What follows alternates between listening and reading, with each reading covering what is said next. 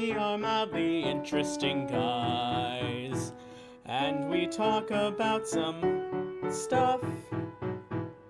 So welcome to the podcast, we call it Joel the Podcast. It's Alex and it's Alex, here for Joel the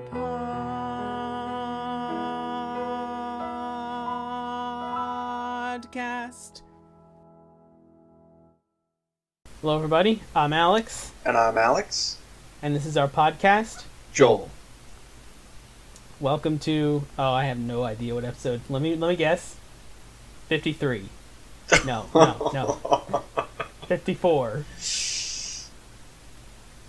What is it? It's, I think, 56. Aw, damn it. Let me see.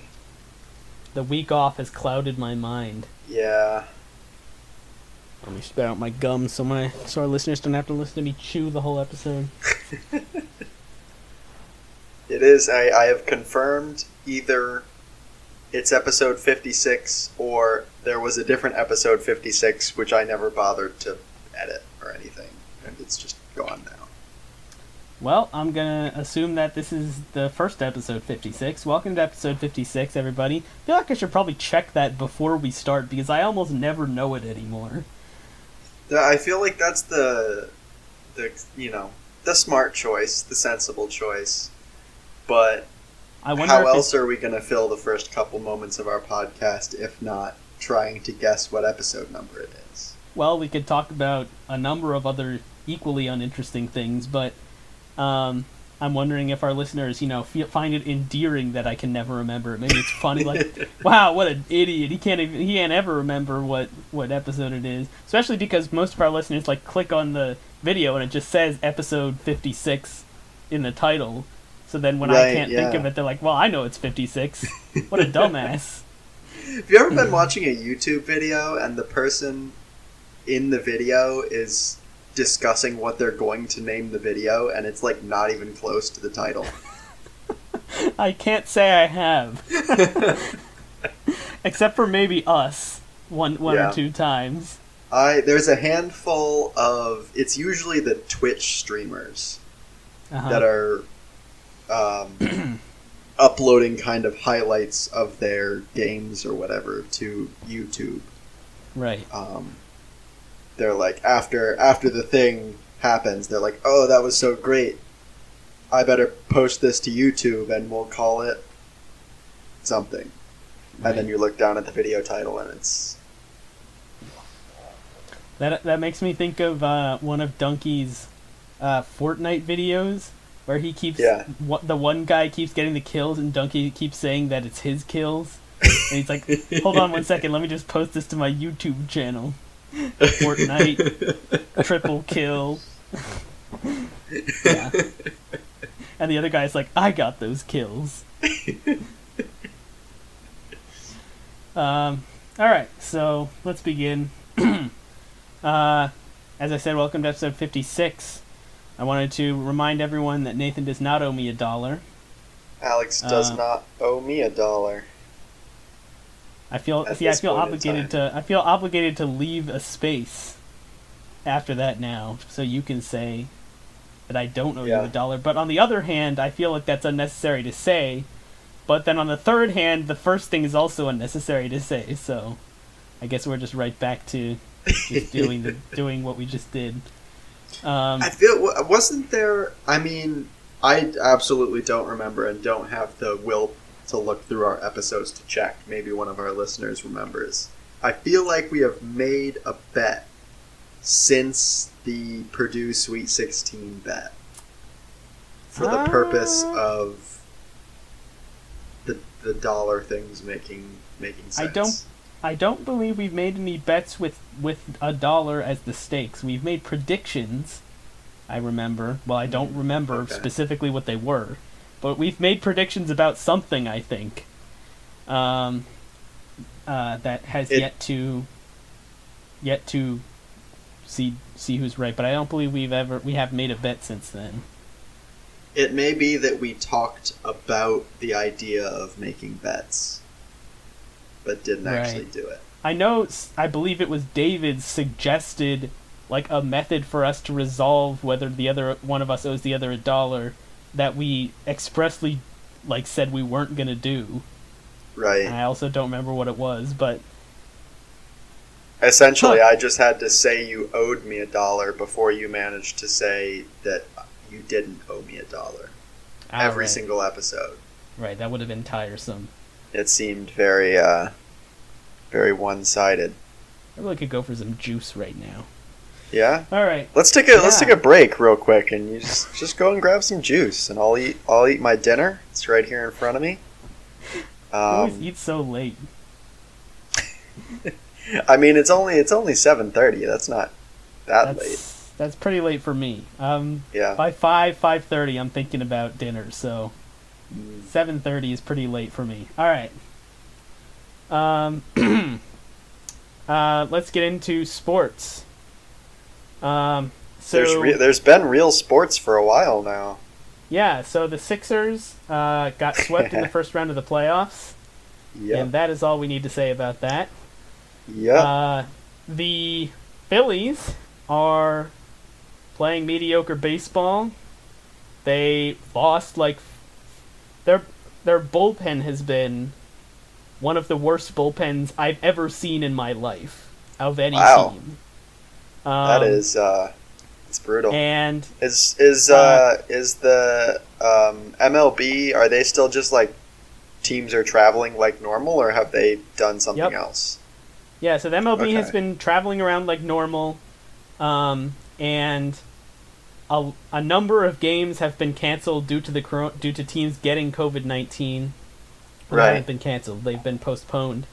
And so the MLB has instituted 7-inning doubleheaders in order to try to reduce the workload on players. Interesting. Like the same two teams back to back 7 innings?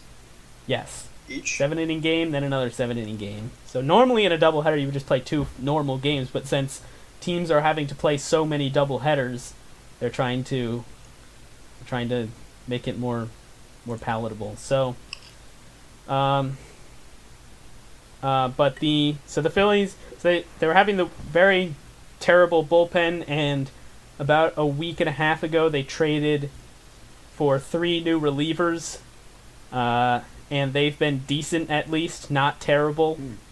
And so they've been playing better since then. So they're 2 below 500 and they're winning right now. So that's what they're up to. Oh, and because of the playoff, the baseball has expanded playoffs this year, so they have a decent shot at making the playoffs even with that mediocre record. So they have decided to include more teams in the playoffs. Yes. That's and the logic is they're only playing a third as many regular season games as they normally would. This is the fake logic. They're only playing a third as many regular season games as they normally would, and you would want more teams to make it to the playoffs since they won't have as much of a chance to catch up or whatever in the standings. Right. And the real reason is because they want to make more money. So no, it's more baseball for the fans. Yes, that is true.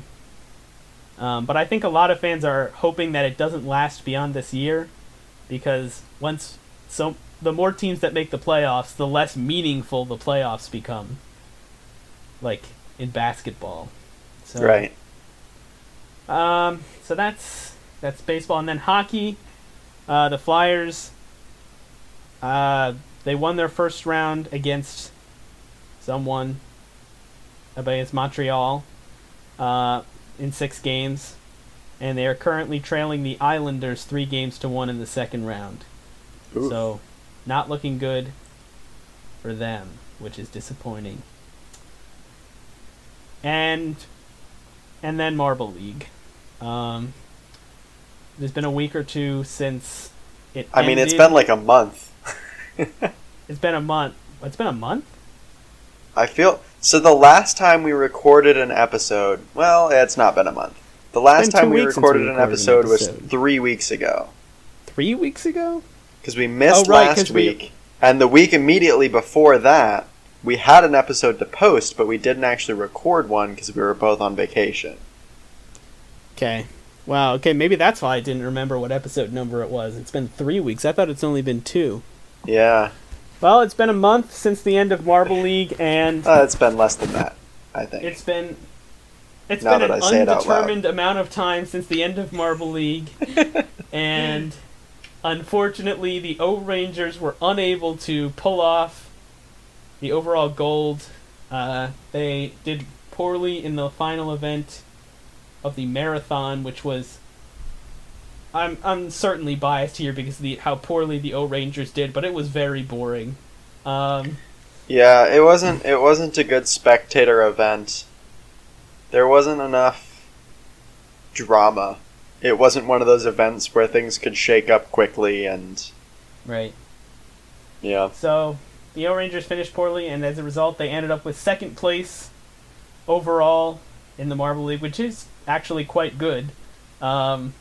But it's disappointing because of how they held first place for the majority of the event of the season. So yeah, they did so well, and then they just collapsed at the end. There, they were leading by like 20 points with 2 rounds left or something like that, and then they scored no points in the second to last event. They came dead last. Yep, that's really what killed them, honestly. Yeah, and then just a mediocre end performance. Do you recall which team came in first? Was it the Minty Maniacs? It was not the Minty Maniacs. I think it was the Savage Speeders. Darn. I don't hate the Savage Speeders, but still shame. Congratulations to the Savage Speeders, though. Yeah. So, now that Marble League's over, I really don't... it sounds very entitled, but because the O-Rangers didn't win, it just kind of deflated my enthusiasm for marbles, the marble events as a whole. I mean, they only got second place. How could I possibly follow the sport again? That's my take. Oh, what a great fan! All right, we'll see what kind of alternative sport we want to start following now that Marble League is over, and hopefully we'll put in the effort to find one. Yeah. If you have any suggestions, shoot us an email. I actually had a candidate sport, which seemed like an interesting idea for a minute, and then I immediately didn't bother to keep up with it, so I don't think it's very good. But there is a chess championship going on currently, or maybe it's over by now, I have no idea. But the players aren't like good players, they're popular streamers. Ah, interesting. So like, they're all exceptionally bad. Like, they're not like... They're all just complete amateurs, but the events are commentated by professional chess players. Nice. And it's pretty funny to listen. But the problem is there's just a lot of the exciting parts of chess, if you're into that sort of thing, I think, is the quick games. Mm-hmm. So there's a few people that I pay attention to that play like 3-minute games or 5-minute games or something like that. But this tournament is like, I don't remember if it's 10 or 15-minute games, so that overall the game is like 30 minutes long because every move you make you get a time increment. And right. It is entertaining for a while, but that's a massive amount of content to continually pay attention to. Right. So it was pretty funny, but I dropped off pretty quickly. I don't know how you feel about that as a whole anyway. Yeah, I wish I was more knowledgeable. The thing about chess is it's so hard to follow if you don't know what you're looking at. Yeah, I don't think either of us could make any sort of like interesting, meaningful commentary about it at all. So that's the other challenge. Plus, I don't know any of the actual competitors. I have just heard of some of the commentators because they're the professionals, Right. But only because I've, you know, Watched too many sort of chess paid videos attention on to YouTube. chess. Oh. So, yeah. All right. So that does it for sports. Yep. Let us know if you have better suggestions. Yeah. Our email, by the way, can be found at our website, which is, after all this time, I think I still remember, alexandalex@joelthepodcast.github.io / did I get it wrong already? alexandalex@joelthepodcast.website. Yes. Yes, okay, that is it. I thought you did get it wrong, and then I was like, no, wait, that is the correct website. Because I was thinking about the email, so you were like, alexandalex@joelthepodcast, and I was waiting for the @gmail.com, which... That would be a better website name, I think. Alex and Alex at joelthepodcast@gmail.com.github.io. I'm not going to change that because that would be work, but I think all of us can agree that would be a better website. Yeah, I think so. It would be funny. It's funnier to say, at least.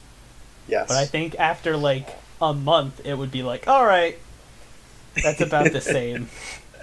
The novelty has worn off. Plus, by this point, I'm sure anytime anyone sends us an email, they're going to their browser and typing Alex and... every single letter. And then it just auto-completes, you know? Right. I doubt anyone just sends it directly from their email, honestly. So... No. Alright, speaking of which... a huge waste of their time. Speaking of which, I think we have an email. We do have an email. I already forgot about that. Our email comes to us, as always, from Cephalopod Master. Thank you, Cephalopod. Yeah. Glad you are still engaged. I mean, he sent this 4 days ago, which is strange because we haven't had a podcast in over a week now. Right. Maybe he was listening to the episode at this point. I don't really know. In fact, it makes a whole lot of sense now that I think about it. But anyway, the subject line of this email is, I am a dumbass, but also... Honestly, and then, real quick, I gotta give you props for sticking to that subject line, Cephalopod. I think I would have given up long ago. You know, I appreciate, like, every once in a while, the heart of it is still there, you know? But, like, this one, and there's lots of others where he's had some, it's like a variation. Creative inspiration, varied it a little bit, just for that extra taste of comedy, keeping the joke fresh. Mm-hmm. Whereas we just beat the same joke to death over and over, so... As masters of comedy, though, so our delivery is really what makes it. You could learn from us, I think, but... in the meantime, keep doing what you're doing, because it is, I would say, working out. Anyway, the body of this email is both the baseball cap and cap page on Wikipedia have a link to the hat page at the bottom in the related articles box. Alex could have won. Referring, of course, to our Wikipedia hunt. And while I don't specifically remember what exactly he's talking about, I appreciate the effort for him to go through my exact line of pages and see where I could have won, because that makes me feel really, really great to know that I messed that up. So thank you, Cephalopod Master. In such an easy way, too, like the related articles box. On one hand, I don't think that I've ever looked at that necessarily for inspiration. Maybe I have. I don't know. It's all recorded. But that's some high-tier Wikipedia hunt strategy. I feel like maybe he needs to come on the podcast and challenge us at our own games. Please come play our game with us, Cephalopod. We would love it. I wonder if it would work as a 3-player game. Would all of the logic make sense? I feel like we would have to review each mini game and see, but off the top of my head, Hangman would probably need some modification. Oh, I actually had a thought that would make some of the games like Hangman and maybe the 10 questions and the guess the song, some of those more interesting if we wanted to go that far. What we could do is, now that I'm thinking it through, I don't think we should do this anymore. But I'll just say it so that it's out there and we can decide. Essentially go back and forth with it until somebody can't match the performance. Like if for Hangman, for example, I make a word and then you make a word. And if we both get our words right, I make another word, you make another word. You know, until somebody gets it right and the other person gets it wrong.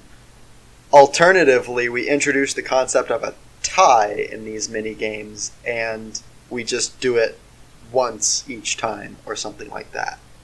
So, how about this? I like that idea because I feel like for some of these ones you have, like Hangman, the person making the word has an advantage. Right, yeah. So I like that idea. But what if instead of... This wouldn't work for the song one, but for Hangman, for example, we both make a word, but instead of if we both get it, we just do it again. We compare, like, how many wrong guesses. Yeah, no, that would be whoever took fewer wrong guesses wins, and then if that's still a tie, then we could go again. Right. And song, that's quick enough that we could just keep going. See, that one's tough because it's super easy to pick a song that the other person's not going to get. Yeah. So it's also, I feel like it's almost more of a challenge to pick the song than it is to guess, because guessing by default you kind of know is impossible. You know, almost all the time, but picking the song for the sake of like trying to make it a fair and interesting game, I think is a huge challenge. Maybe we should come up with a different game. That game is not ideal. Yeah. Here's an alternative framing of that game. The problem is the top game on my list to be replaced if we come up with a new game is the one where we run and get stuff. So see, I really like that one because it's just so ridiculous. Right. Also, you always win, though. Yeah, because of the smaller apartment. I suppose we haven't played with you back in your new location, right? So potentially it's a little more fair? Potentially. But I am going to go back to my previous location at some point, so... Okay. Anyway, what were you about to say about the improved version of that game? We've got some stuff to think about there. But the improved version of that game, in the same vein as Hangman, as you're not just comparing who got it right, but who did it most efficiently, who can identify a song while listening to the least amount of it. Right. So presumably if you listen to an entire song, you can figure out what it's called, even if you didn't know in the first place. Right. You just keep playing it until they guess. Yes.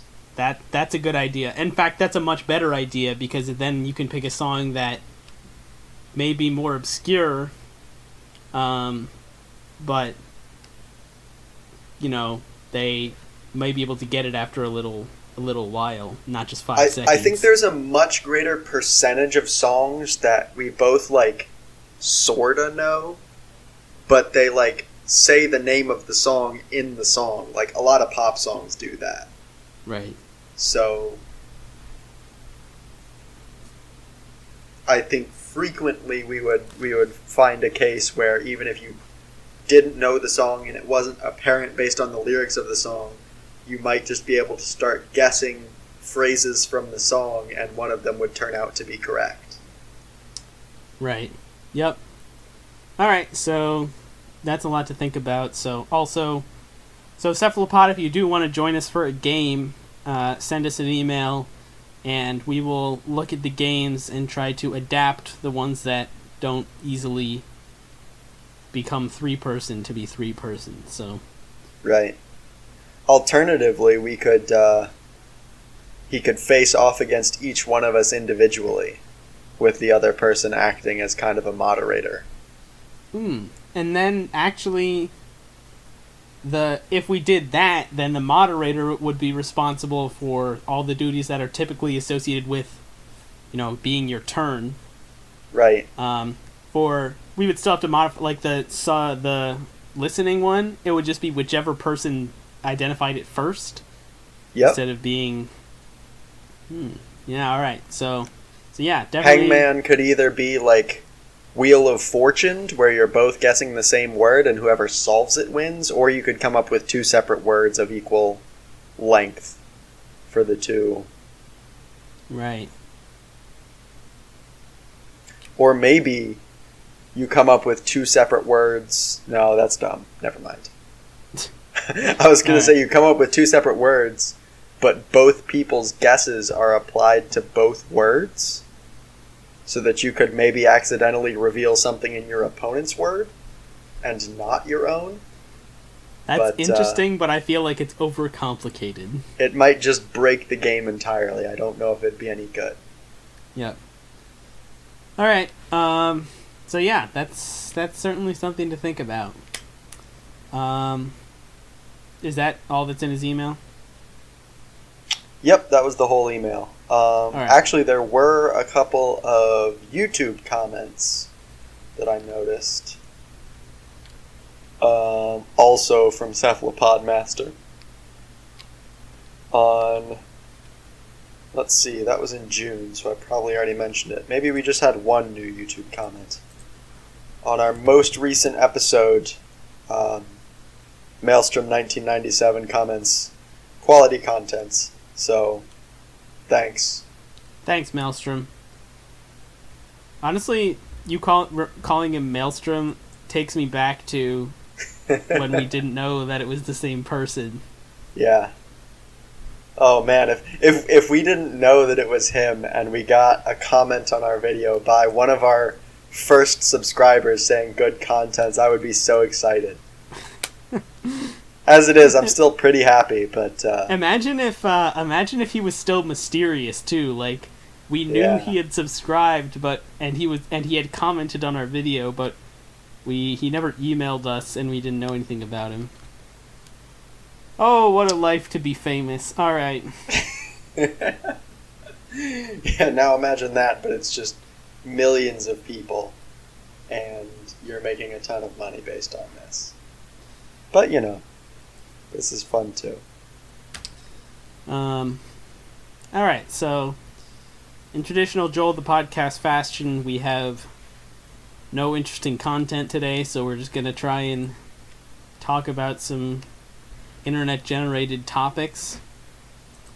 So the first thing we're going to talk about here is the only interesting question that I was able to find on Ask Reddit, which is also a little bit gross, but you get okay. $5 million US, but for every 2 weeks you are alive, so it's about 400 or 500 for us, a taste bud grows in your butthole. Would you take it? Why or why not? You said 500, right? Yeah. The question makes me wonder whether every 2 weeks you get a new one, or you just get that many now and that's how many you have. It seems like the former. And yes, that's how I initially interpreted it. And actually, it seems like you would start with 0 and gain 1 every 2 weeks rather than just start with as if you had... Yeah, okay, that's clearly what it meant. I don't know why I interpreted it the other way first. Right, so every 2 weeks you're getting a taste bud. So do you take the 5 million, yes or no? First of all, yes, but now I'm going to do some research. I am curious if a single taste bud is sufficient to taste something. That's an interesting question. So, effectively, how long do you have before it starts becoming unpleasant? I mean, I doubt it will be pleasant from the get-go. I suspect it will just become more and more unpleasant as time goes on. More pronounced. Yeah. What I'm wondering, I don't actually know how big a single taste bud is.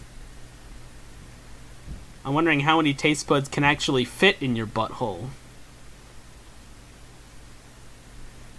Okay, that's maybe a simpler question. How big is a taste bud?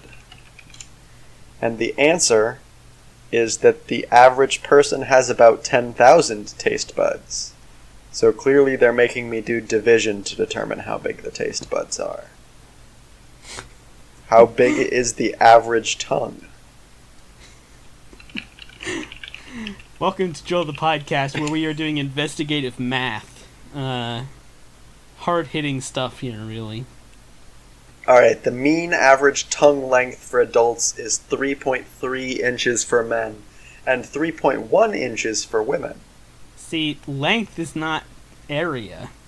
Right, so the width of how wide is the average tongue? Alright, the average width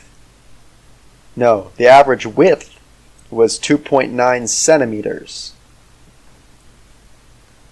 This is an excellent use of seriously giving me mixed the units. Length in inches, and what is the width? 2. What? The width was 2.9 centimeters, which is just slightly more than 1 inch. Slightly over an inch.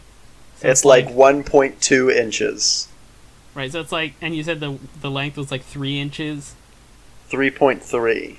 Sounds like roughly 3.5 square inches-ish. Give or take, yeah. 10,000 taste buds. So 3.5 10,000ths of a square inch is how big one taste bud is. Okay, and then divide by pi and square root to get the radius. Stop. I think more importantly is that we can say that like they're pretty small. 4 square inches. Let's just round to 4 so that it's 2 by 2 inches, right? Right. Is about 10,000. Right. And 500 is 10,000 divided by 20. So it sounds like you're never going to run out of space for a I taste think bud. Space is not an issue here. I think that's what we have deduced. Yep. So you would take it.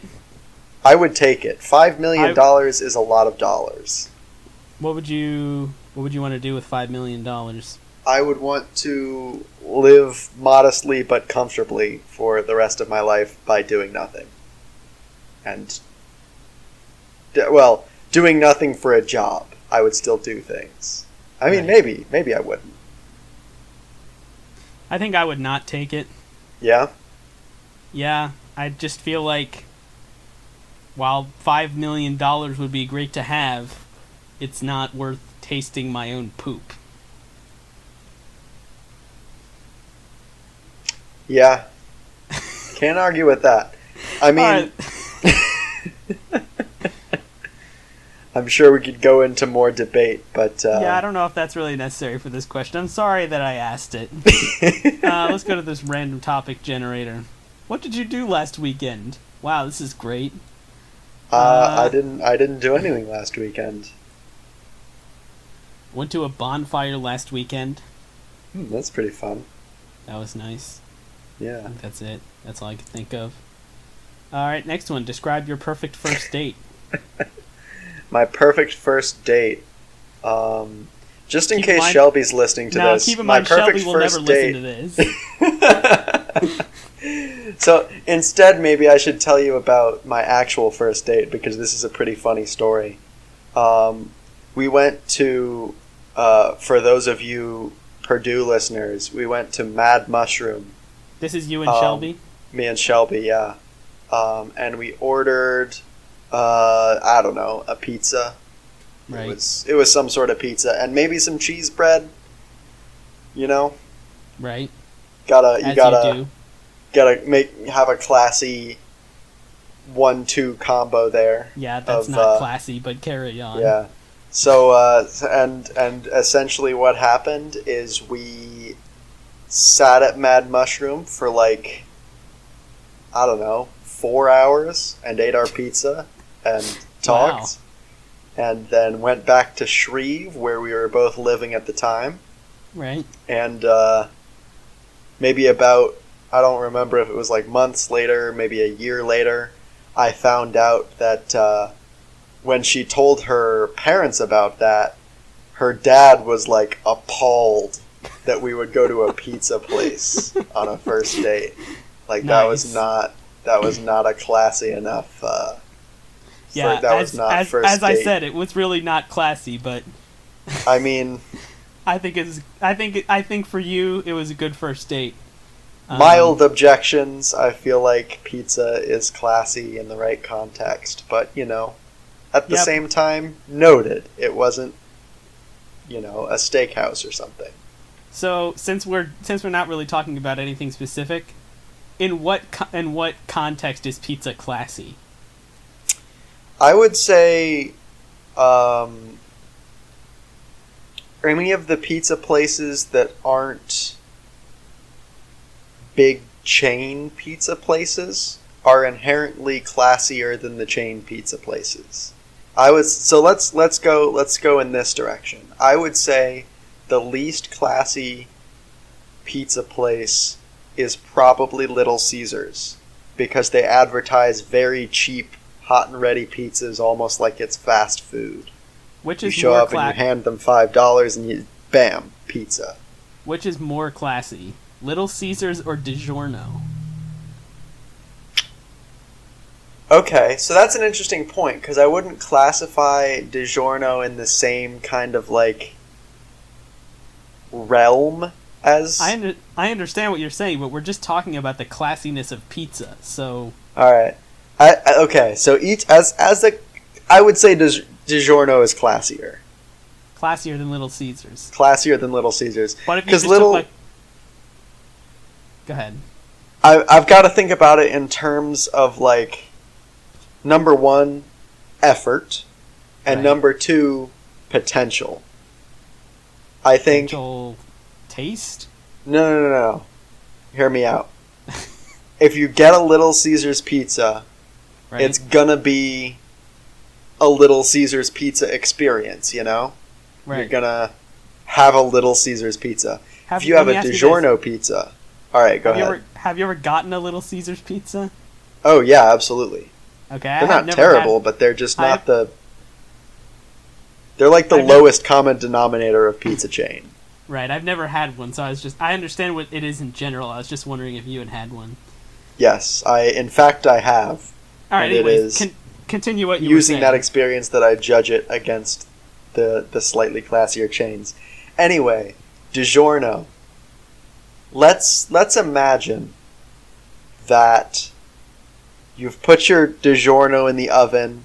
Yep. And while it's in there baking away, you put some other effort in. You're already making your own dinner, so that's a big plus in terms of classiness. Interesting.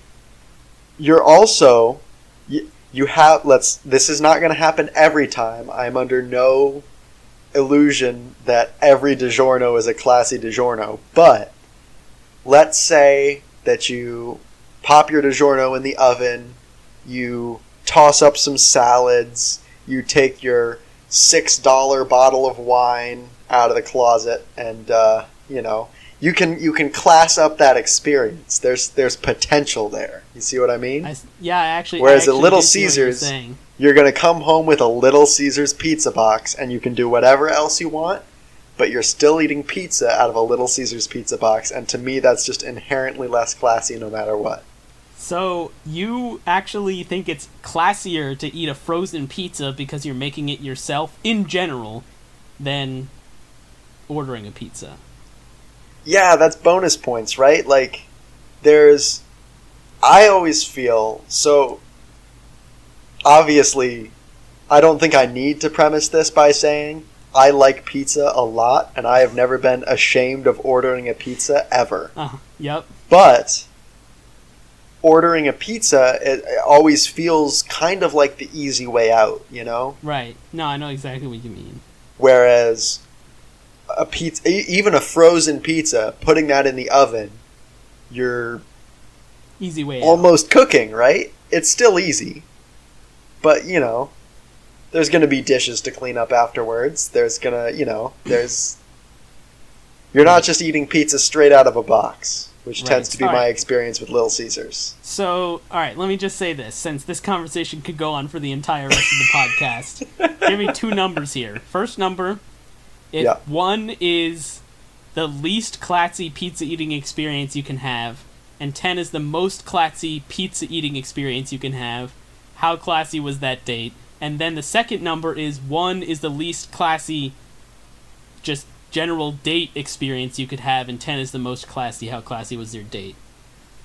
All right, I'm gonna start out by attempting to. So, like I said, I don't remember what sort of pizza we had, and I'm pretty sure there was cheesy bread. And those two facts give me the opportunity to paint myself in a very optimistic light, and so I will say that that was probably a 5 on the pizza scale. Okay, as far right. as far as pizza date. And let me ask you Because- this real quick. Yeah. Does it increase or decrease the classiness that you were eating at the restaurant? That's actually a really solid question. My initial experience, my initial, what is it? Initial reaction. Estimate? My initial reaction is to say eating at the restaurant makes it classier, because without a doubt the pizza places that you can't eat at the restaurant at, like, your Little Caesars, classy. your Domino's, they tend to be Right. the less classy ones. Right. So the mere fact that it's a place that you could eat at makes it classy. But I feel like you can have certainly lower lows, but also much higher highs eating your pizza at home. Because you have the opportunity to either eat your pizza in your underwear on the couch straight out of the box right. while watching Netflix by yourself in the dark. Right. Or you could do what I was describing with the DiGiorno's. Essentially, you can slot any pizza into the DiGiorno's space there and have a classier pizza experience at home. Right. All right. So, So probably the typical pizza restaurant experience is classier than the typical home pizza experience, but the home pizza experience has a higher ceiling. got it. All right. So with that in mind, on the date scale, how classy would you say your date was? It was like a 3 out of 10. All right, 3 out of 10. All right, great. Yeah. And then last question, since the question is what is your perfect first date? Obviously, your relationship has lasted far beyond the first date. So, with that in mind, if you could change or improve anything about that date, that first date, would you? Is there anything you would change to make it better, or you think it's pretty much ideal as a first date? I think the experience was. Obviously, I think the experience was nice. It went well. Right. I think that sort of thing could have been done at any sort of restaurant or in a handful of other settings as well. So, in a perfect world, it could have been improved if we had been at a fancy restaurant. If we had been at in the Purdue area, Cheddar's is a great candidate. So, that certainly would have ratcheted up in classiness, but also I think our food to dollar ratio starts to decline, and as a college freshman, I think that was a pretty important factor as well. So, Yep. I really right. can't hate on the decisions we made, and like you said, it's worked out pretty well. So, Right. All right. That's all right. that. Good to know. So, cool. Let's move on to another question. Describe your perfect day. All right, let's skip this question. What is the I would biggest- say that you need to go to a pizza place. So my perfect day involves a first date at a pizza. Okay. What is the biggest physical challenge that you have faced? This is trivial for me. Obviously, I have had bad luck with sports injuries in the past, which has resulted in long periods of physical rehabilitation. It's very demoralizing to not be able to move your leg in the way that you would expect to, and to struggle to walk, and even months later to be really ineffective at going up and down stairs, for example. Right. And even once you feel like you're better, like maybe 3 months out, you're still not quite ready to get back to normal activity. So, for me, easy answer, it's that. Yeah, so either sadly or not sadly, my biggest physical challenge has probably been... Oh, actually, no, here's what it is. Do you remember when we were in Tennessee, one of the trails that we hiked was a steep downhill the entire way, and then steep uphill the entire way back? Yep. That was brutal, honestly. Yeah, it's totally hard agree. to say. It's hard to say whether that compares precisely with like carrying heavy stuff for a short time.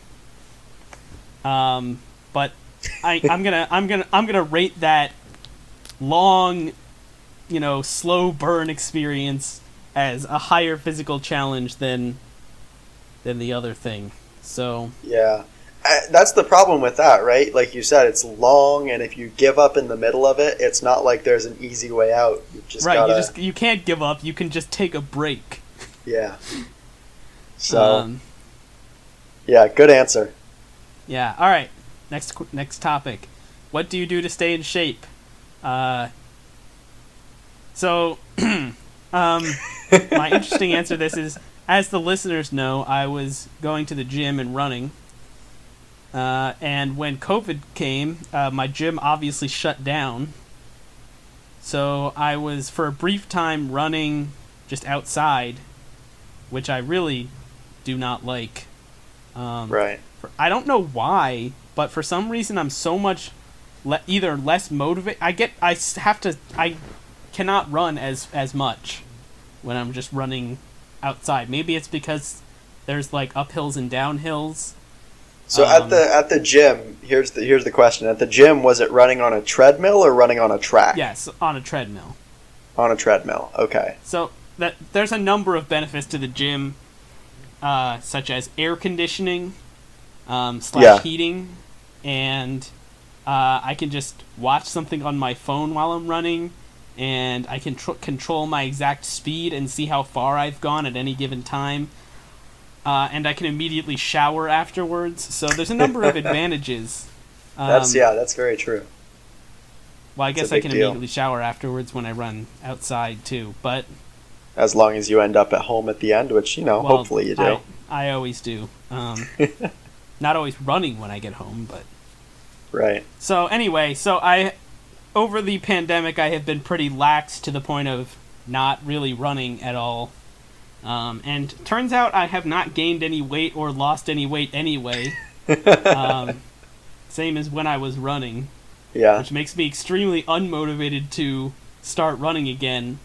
But now that I'm back, and actually my gym opened up 3 days ago, now that I'm back in my new location, I'll probably try to start doing it again, so... But, alright. You got any answers? If you had asked me this question during our last podcast 3 weeks ago, I would have said nothing.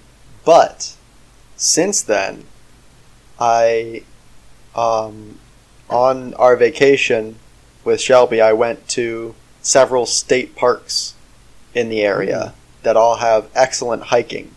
Nice. So I haven't been back yet, but my intention is because to get access to the park, you have to buy a park pass, and because of COVID, you can't go to the park and buy a pass from the attendant at the park office, because there is no one there. Right. So they make you buy the annual pass online. So I just have a sticker on my car now that says I can go into the parks all the time, right. And they're like not that far away from me, so I can go back and hike. Nice. So I'm looking forward to doing that, especially when it cools down a little bit. Right. And probably the average tourist stops going, so that they're a bit less crowded. But the second answer, which is which I'm maybe even a little bit more proud of, is that earlier today I bought an exercise bike on the internet. So it has not yet arrived, but I intend to ride the exercise bike at least a little bit each day. Is it one of those nice ones that comes with like the screen or whatever? No, just like a regular...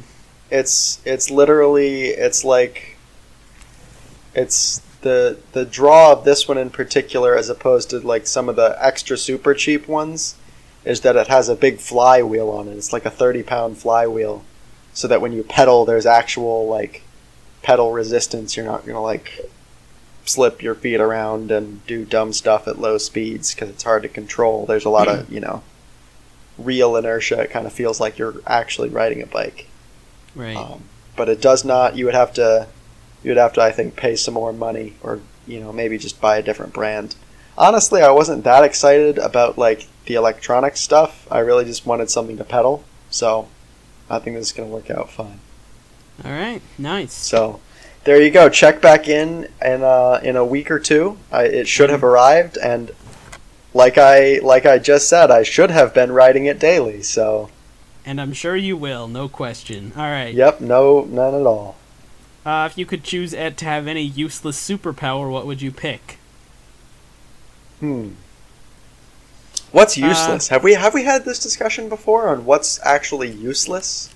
It's hard to say. So I don't think we've had this discussion before. I'm interpreting useless to mean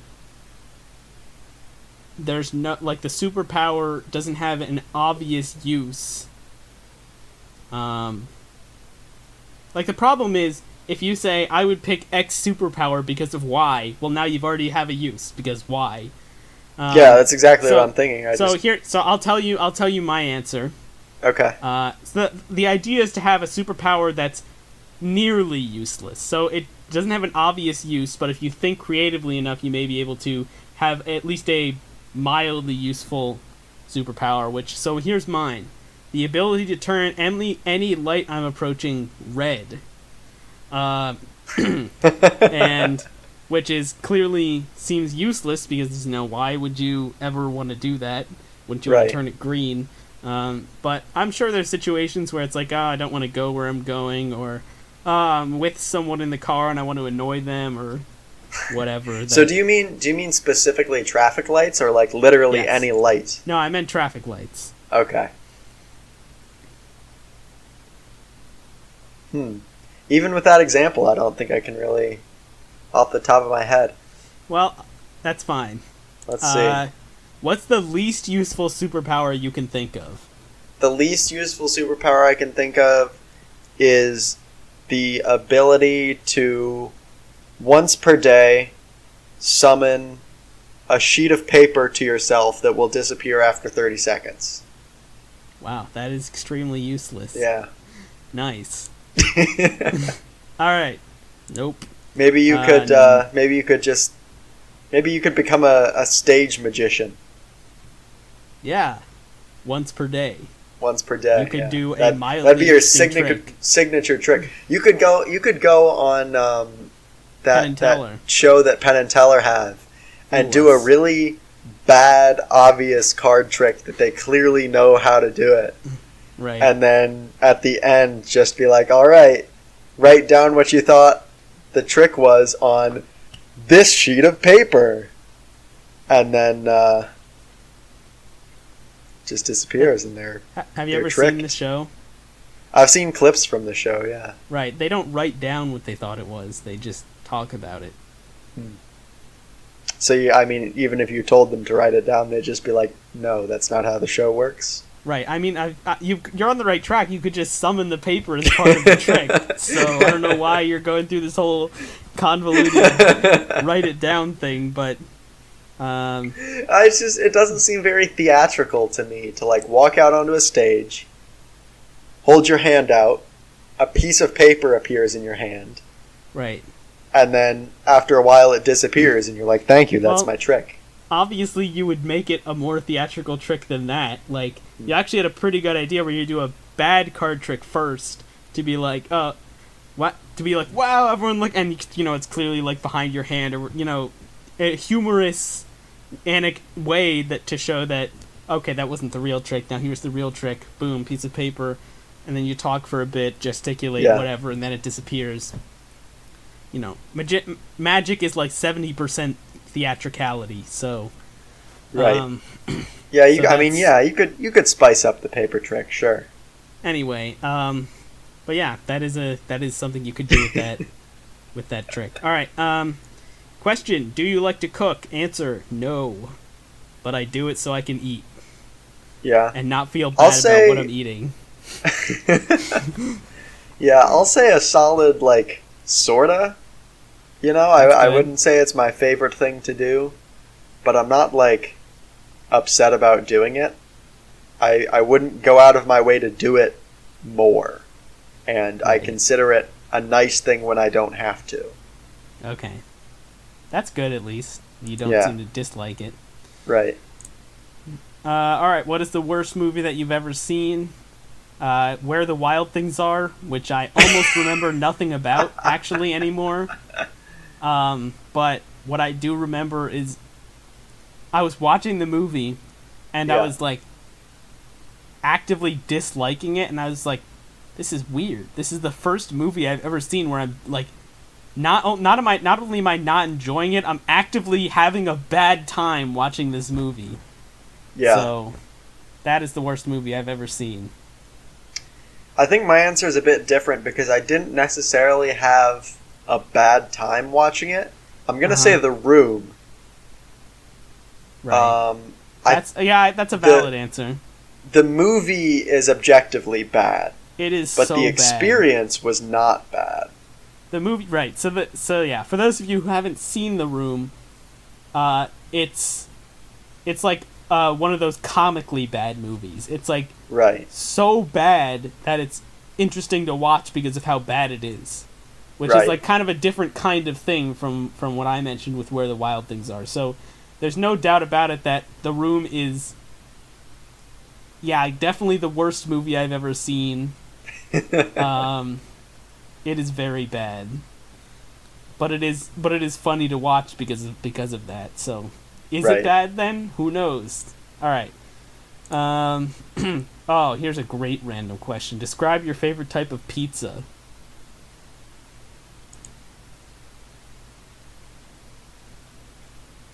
I know you're just going to say some abomination, so let me just say mine first. I'm depends on my mood, but there's really only two options for me, which are plain, or bacon and sausage, or pepperoni. I don't like to have too much meat. It's like if I have 3 meats, that's too much meat. So 2 meats, that's a good amount. All right, let's hear your buffalo, pineapple, chicken, whatever you're about to say. I think while I do enjoy adventurous pizzas like that, I think my favorite pizza is a pizza called the Garlic Greek. Okay, at a pizza place called Silver Beach Pizza. Sorry, obviously Silver Beach Pizza is the best. Yes. If you've never had Silver Beach Pizza, if you're within 1 hour of, or even 2 hours of it, it's in Michigan. It's worth the trip. I mean, obviously do other stuff while you're there. Don't just get Silver Beach Pizza, but there is there's too. A beach and a nice little downtown area. Right. So there is other stuff to do there, but definitely if that's the main purpose of your trip, I think that's valid. Yes. But in general, do you have a general favorite type of pizza? So regardless of the place, what sort of toppings would I get on a pizza? If you were ordering from Domino's. Yeah, I mean, you say an abomination, but I think the real answer here is sausage, pepperoni, maybe bacon as well. I don't mind having multiple meat combinations. But that's regardless of the pizza place, if you get that on a pizza, it's going to be good. Right. And some of the more adventurous combinations that you brought up, I would obviously consider based on what sort of specialties the pizza places have, but they're not necessarily the reliable choice. I scrolled through a few very mundane and very not mundane questions to get to what is your favorite dessert? It's definitely ice cream cake for me. I was about to say this is a really difficult question for me, but it's not actually a really difficult question for me. The answer is fudge. Interesting. Yes, particularly Mackinac Island fudge. I don't know if you're aware of this, being from the East Coast, but Mackinac Island is like renowned for its fudge. Mackinac Island is... I don't even know if you know about Mackinac Island. I know everything about Mackinac Island, actually. Stop it. And you're disgusting. No, I don't. I know of it, but I do not know of its fudge prowess. Okay, so. It is renowned throughout the state of Michigan for its excellent high-quality fudge. If you go to Mackinac Island, they clearly pride themselves on it. There are several fudge franchises on this very small island, and of each franchise there are multiple stores on the 1 mile long main street. It's hilarious. Nice. If you ever get a chance to go to Mackinac Island, I highly recommend you do.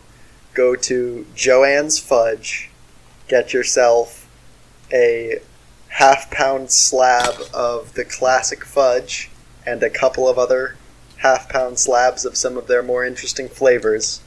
You will enjoy it very much, as I have. As a side note, this video, on unrelated note, this video is sponsored by Joanne's Fudge. So use promo code Joel the podcast for 10. No, okay. Oh man, I really want to email Joanne's. I assume they have a store email. I want to email them with the Joel the podcast account and say, hey, we're a podcast. We would like to set up a promotion for our fans. Would you be willing to offer a discount? And then I myself go there, obviously, as the only person who knows about the discount. Right.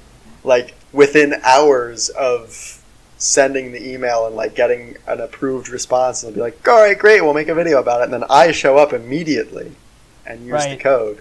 And they're this is going to be amazing. And then nobody else at all shows up. The thing is, they would never agree to that. But even if they did, that is not a close drive for you anymore, is it?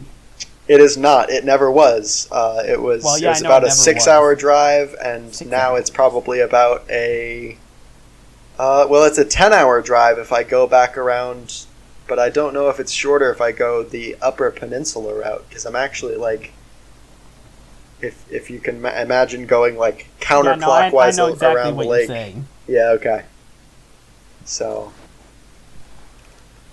All right. Yeah, that would be a really fun trip. I think. I do have to say, although I've never had Mackinac Island fudge, fudge is not high on my list of desserts.